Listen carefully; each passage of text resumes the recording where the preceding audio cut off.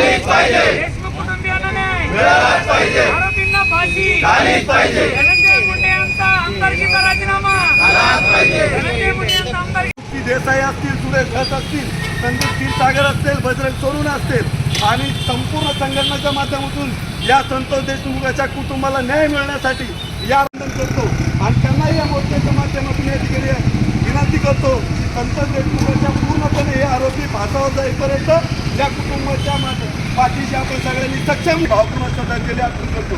Jai Hind, Jai Jijau, Jai Maharashtra.